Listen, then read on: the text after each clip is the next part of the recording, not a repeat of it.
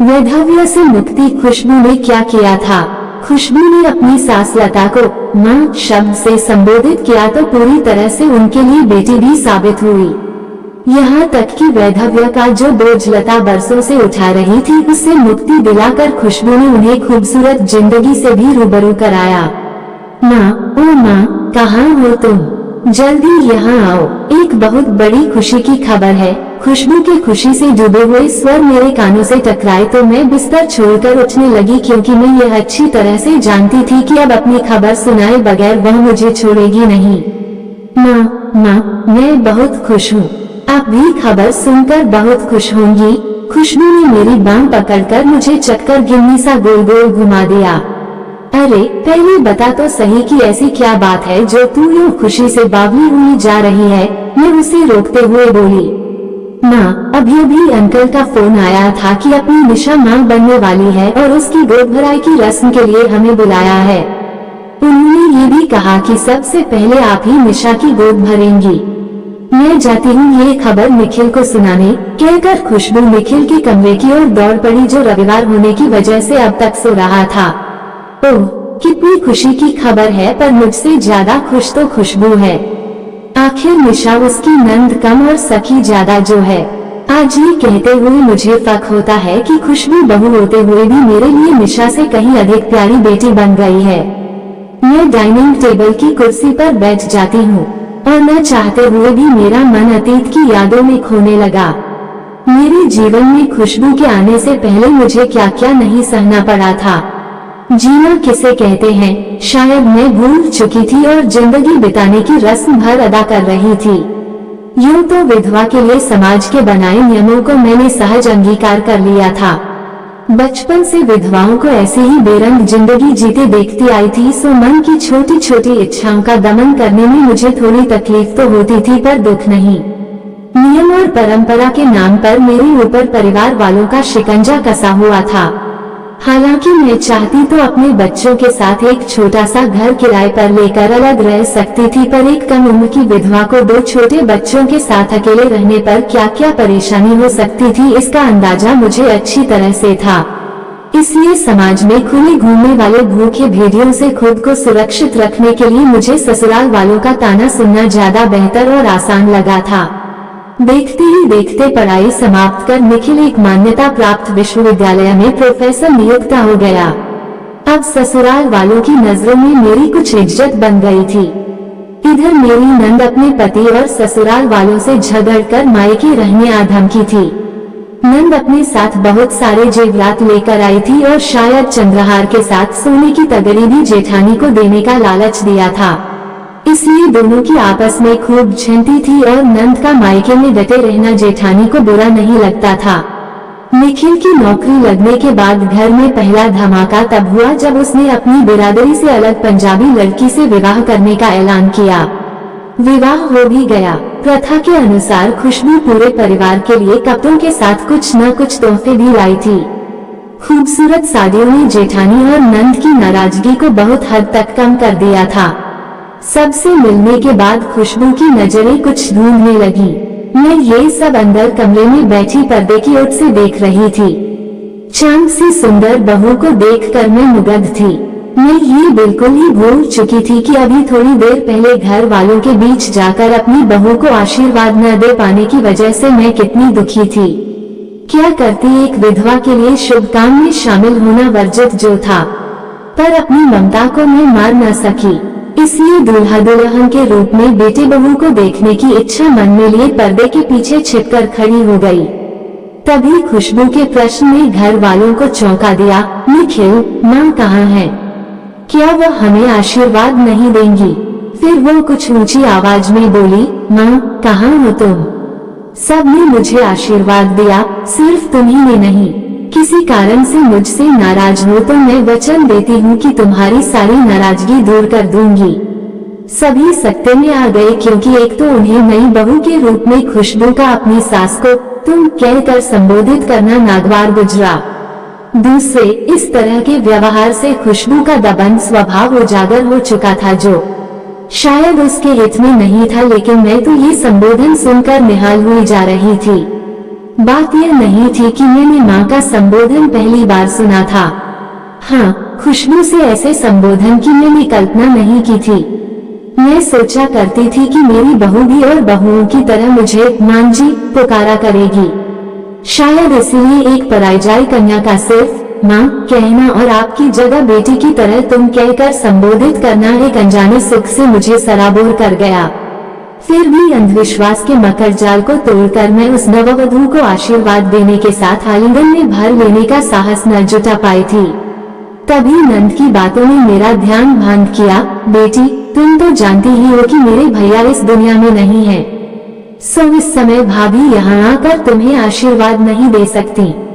मैंने अच्छी तरह अनुभव किया कि नंद ने एक एस.पी. की बेटी से बात करने के लिए अपने स्वभाव के विपरीत बोलने में कितनी कठिनाई से अपने शब्दों को चाशनी में डुबोया था।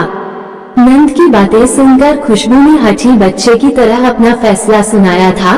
फिर ठीक है, मैं भी तब तक अन्न का एक दाना अपने मुंह में नहीं डालूंगी जब तक यहाँ आकर माँ मुझे आशीर्वाद नहीं दे देती।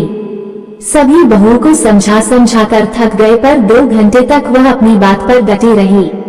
मैंने भी अंदर पर्दे की ओट से उसकी कितनी मिन्नतें की कि वह सबकी बात मान ले, पर वो गजब की हठ ही निकली।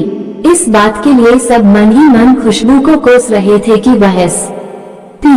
की बेटी थी। ऐसी बित्ते भर की लड़की की क्या मजाल जो वो मेरी जेठानी और नंद जैसी वीरांगनाओं के सामने डटी रहती। चूंकि सबके मन में यह बात गहरे बैठी हुई थी कि नई दुल्हन ससुराल में छींक भी दे तो अच्छी भली आफत खड़ी हो सकती है। यही वजह थी कि मेरे घर वाले जल्द ही गिरगिट की तरह रंग बदल कर मेरे सामने हाजिर हो गए कि चलकर उसे आशीर्वाद दे दो। जब उसे ही अपनी चिंता नहीं है तो फिर भाड़ में जाए। मैं दुविधा की स्थिति में न चाहते हुए खुशबू के सामने जा खड़ी हुई। जब उसने स्निग्ध मुस्कान के साथ मेरे पैरों को हाथ लगाकर अपनी आंखों से लगाया तो मैं खुद पर काबू न रख सकी और उसे अपने कदमों से उठाकर सीने से लगा लिया। हम दोनों की पलकें भीग उठी। उफ, मैं बता नहीं सकती कि कैसी अजीब सी तृष्णा थी जो उसे हृदय से लगाने पर तृप्त होता मैंने अनुभव किया।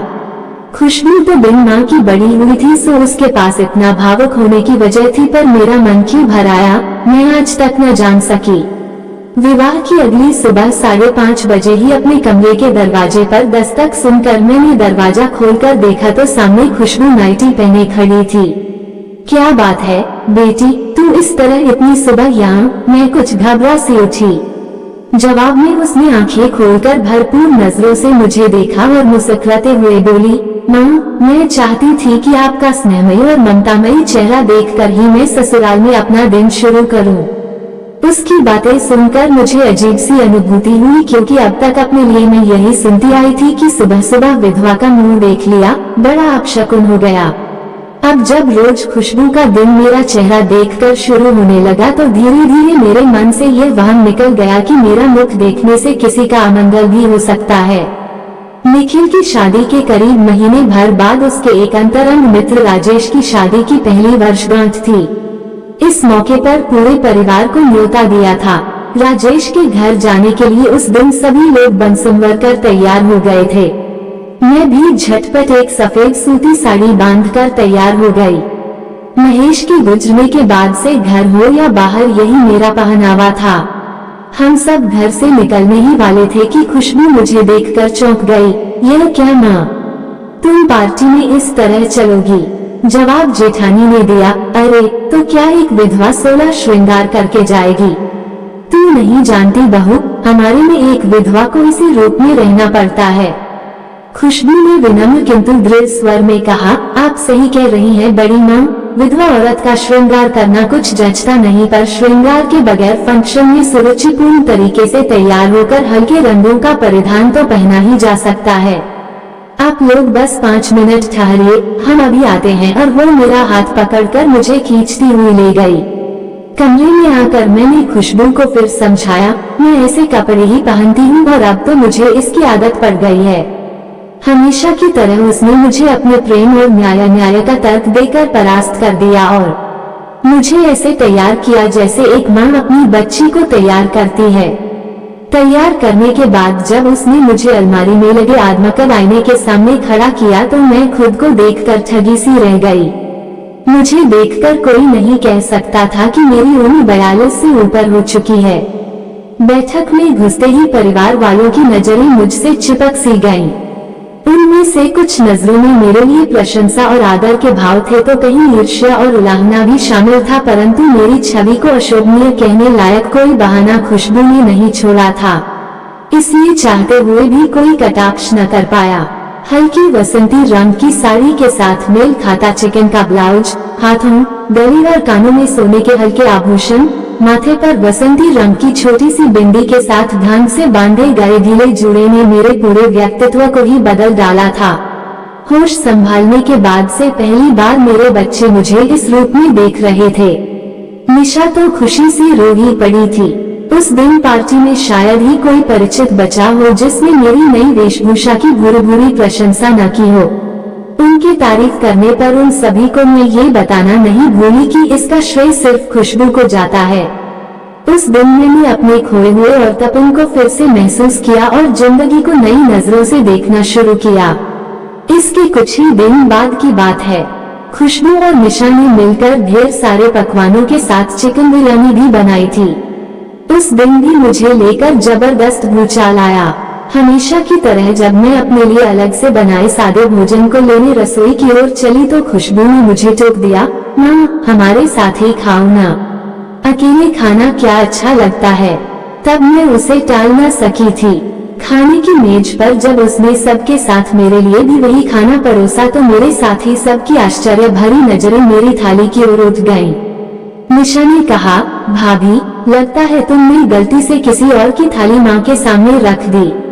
तुम तो जानती ही हो कि माँ ये सब नहीं खाती हैं।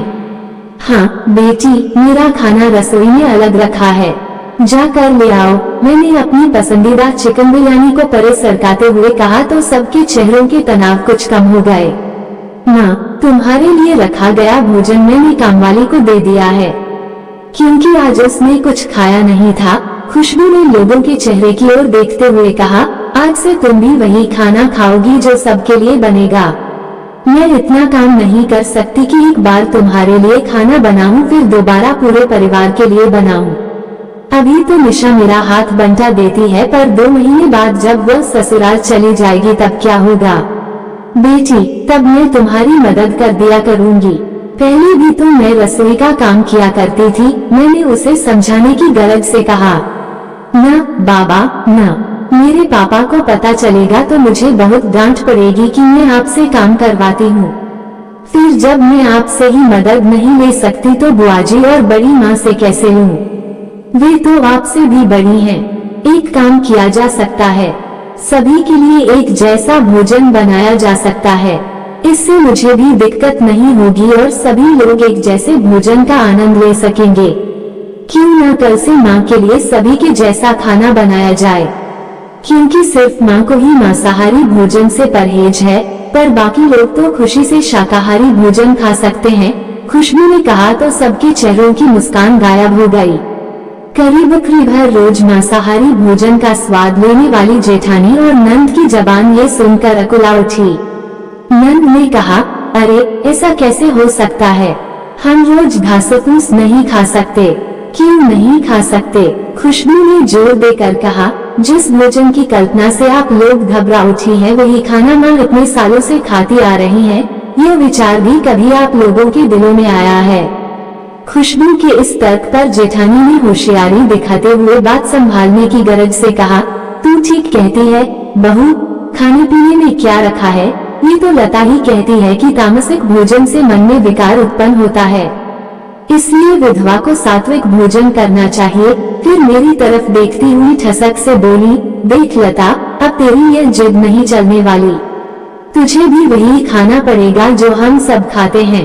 बहू ठीक ही तो कहती है। इस पर नंद ने भी अनिच्छा से समर्थन जताया, क्योंकि उनकी चटोरी जबान साग सब्जी खाकर तृप्त नहीं हो सकती थी। सालों बाद मैंने अपना पसंदीदा भोजन किया। मेरा दिल खुशबू को लाख लाख दुआएं देता रहा था। मेरे साथ प्रतिबंध और नियम कानून का आखिरी दौर निशा की शादी में खत्म हुआ। शादी से एक दिन पहले निशा जोर जोर से रोए जा रही थी। पहले तो सबने ये समझा कि मायके से बिछुड़ने का गम उसे सता रहा है, पर बात कुछ और थी। खुशबू के बहुत पूछने पर निशा ने बताया कि उसे इस बात का दुख है कि माँ चाहते हुए भी उसकी शादी नहीं देख पाएंगी। पिता तो थे नहीं, माँ भी शादी के मंडप में मौजूद नहीं होंगी। जब खुशबू ने घर में ऐलान किया कि निशा की शादी के मंडप में माँ भी बैठेगी तो घर में मौजूद स्त्रियां भड़क उठी कि विधवा की मौजूदगी से शुभ काम में अमंगल होगा। नंद ने कहा, बहू, तुम्हारी हर उल्टी सीधी बात मैं अब तक मानती रही हूँ, पर इस बार तुम चुप ही रहो तो अच्छा है, क्योंकि तुम्हें इस घर के रीति रिवाजों का पता नहीं है। अपनी मर्यादा में रहा करो और मुझे अपने पापा के ओहदे की धौंस मत दिखाओ। हद हो गई, बस ये चिन्हगारी काफी थी। निशा को बैठा छोड़ खुशबू तन कर खड़ी हो गई और जो बोलना शुरू किया तो सभी को काट मार गया। बोली, आपने सही कहा बुआ जी, आज तो सच में हद हो गई। ये सही है कि मैं ठीक से आपके रस्मों रिवाजों को नहीं जानती, पर मैं खुद एक औरत हूँ, इसलिए एक औरत की भावना को अच्छी तरह समझ सकती हूँ। छोटा मुंह बड़ी बात कह रही हूँ, इसलिए माफ कीजिएगा। मैं ये कहे बिना नहीं रह सकती कि जो नियम और कायदे कानून माँ पर लागू होते हैं वे सब आप पर भी लागू होते तो ज्यादा बेहतर होता। माँ विधवा होने का जो कष्ट भोगती आ रही हैं, उसमें उनकी कहीं कोई गलती नहीं है, क्योंकि यह कुदरत का नियम है कि जो जन्मा है उसे मरना है। पर आप तो जीते जी फूफा जी और अपने बच्चों को छोड़ आई हैं। आप ना तो अच्छी माँ साबित हुई, नहीं एक अच्छी पत्नी। फिर भी आपके लिए संसार की हर सुख सुविधा, साज श्रृंगार, खानपान और आमोद प्रमोद वर्जित नहीं है। क्यों? सिर्फ इसलिए कि आपकी मांग में सुहागन होने का लाइसेंस चमक रहा है। सभी जड़ होकर खुशबू के तर्क को सुन रहे थे। यद्यपि मेरे हितों के लिए वह सबको चुनौती दे रही थी, फिर भी मैंने उसे चुप होने के लिए कहा, खुशबू बेटी बस कर, तू भी। इशारे से मुझे खामोश करते हुए खुशबू बोली, माँ बस, आज भर मुझे कहने से मत रोको। आज के बाद मैं इनसे कुछ नहीं कहूँगी। बड़ी माँ और बड़े पापा, आप लोगों ने भी बुआजी को सही रास्ता न दिखाकर उल्टे उन्हीं का पक्ष लिया। दुख तो इस बात का है कि हम ये समझ ही नहीं पाते कि पति के गुजरने के बाद तो वैसे भी औरत जीते जी मर जाती है। जो थोड़ा बहुत सुख उसे मिल सकता है, उससे भी हम धर्म और परंपरा के नाम पर यह कहकर उसे वंचित कर देते हैं कि यह सब विधवाओं के लिए नहीं है। फिर नंद की ओर देखती हुई बोली, बुआजी, मैंने अपनी मर्यादा और हदों को कभी पार नहीं किया और न ही कभी करूंगी, परंतु इसका उल्लंघन भी अपनी ससुराल को छोड़कर आप ही ने किया है। मेरे लिए ये खुशी की बात हो सकती है कि मेरे पापा एक नामी है, पर न तो इस वजह से मैंने किसी पर रौब गांठा है। अगर मेरी कई बातें आप लोगों को गलत लगी हूँ तो मैं हाथ जोड़कर आप सभी से माफी मांगती हूँ। सहसा तालियों की आवाज से मैं वर्तमान में आ गई। मैंने देखा कि समधी जी हमारे बीच खड़े हुए थे। उन्होंने आगे बढ़कर खुशबू के सिर पर हाथ रखा, बेटी तू धन्य है। मुझे गर्व है कि ऐसे परिवार से हमारा रिश्ता जुड़ गया है जहाँ इतने अच्छे विचारों वाली लड़की रहती है। मैंने सब सुन लिया है और यह मेरा वादा है कि आज से तुम्हारी सास इस घर में होने वाले हर मांगलिक कार्य में सबसे पहले भाग लेंगी और यथायोग्य आशीर्वाद भी देंगी। इस तरह उस दिन के बाद से मैं विधवा तो थी, पर वैधव्य के कष्ट से मुझे मुक्ति मिल गई। मेरी नंद पर खुशबू की बातों का ऐसा असर हुआ कि वो अगले दिन ही पहली गाड़ी से अपनी ससुराल रवाना हो गयी। आपको ये कहानी कैसी लगी हमें कमेंट कर जरूर बताएं। इसी तरह की अच्छी कहानियाँ आप यहाँ पर पढ़ सकते हैं। यहाँ उपस्थित शिक्षाप्रद कहानियाँ आपका मनोरंजन करने के साथ दिशा भी देंगी। तो बने रहिए हमारे साथ और हमारे प्रयास को सफल बनाएं।